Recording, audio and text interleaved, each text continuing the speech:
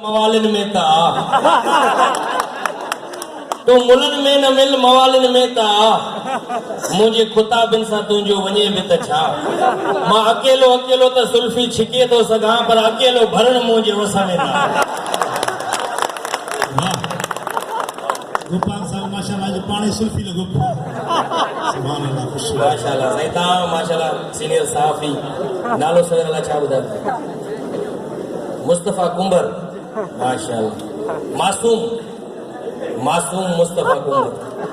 तखल्लुस मासूम आहिनि जो नंढे हूंदे खां मासूम आहिनि।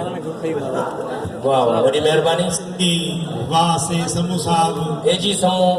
समूह ए माशाल्लाह नंढे हूंदे खां फोटोग्राफर आहे। ए वो माण्हू कब्रस्तान मुर्दनि जा फोटो कढी हरू भर पंहिंजे माइट खे सुमाए बे माण्हू खे खणी तुंहिंजे पीउ जो कढी आहियां फोटो अञा ताज़ो आहे 20 साल पहिरियों मरी वियो हुन चयो असां खोटाए 10 साल पहिरियां हॾाई हुया। माशाल्लाह तमामु ख़ूबसूरत ऑडियंस आयल आहे ऐं असां मुल्ले वांगुरु चऊं त हल छा त ख़ल्क़ आई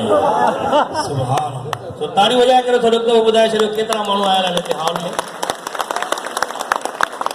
असांजा ख़ूबसूरत दोस्त आर्टिस्ट बि हिते आयल आहिनि इरफान शेख साहब आहे साईं मुस्तफा बासी साहब कुझु अस्मा भुट्टो ऐं कुझु ॿियूं बि लेडीस असांजी भेनर आयूं आहिनि कुझु जो असांजा दोस्त परे परे खां आया आहिनि सॼी सिंध मां हिते आयल आहिनि ख़ासि करे इर्शाद जागीरान जो एल्बम जेको आहे एॾो त ज़बरदस्त हाइप क्रिएट करे वियो आहे जंहिंमें दोस्त तमामु पूरी सिंध मां आयल आहिनि ऐं शाइर बि आहिनि कुझु सिंगर बि आहिनि आर्टिस्ट फनकार बस्तार जावेद जफर वको साहब वेठो आहे बिस्मिल्लाह ज़ारा साहिब माशाल्लाह आहे ये हुरूं तब उते मिलंदव जेकी वाह वही असांजा धरती टीवी जा एडिटिंग इंचार्ज जावेद जोखियो साहब बि आयो आहे ऐं आईटी इंचार्ज फराज़ नोमी सुमरो बि आयल आहे हिते माशाल्लाह ॿिया बि जेके दोस्त हिते वेठल आहिनि नज़र अचनि था। सलीम बलोच साहब असांजो सीनियर आर्टिस्ट मां तव्हांखे ॾिसी वरी तव्हांजे भरिसां ॾिसां पियो असलम भुट्टो तव्हां सां गॾु हूंदो आहे तक़रीबन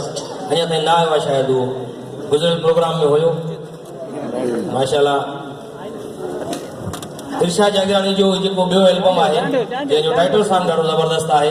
रब इज़त कई आहे ऐं माशाल्लाह रब हुन एतिरी इज़त कई जो पहिरियों एल्बम हुनजो तमामु ज़बरदस्त सुपर डुपर हिट थी वियो।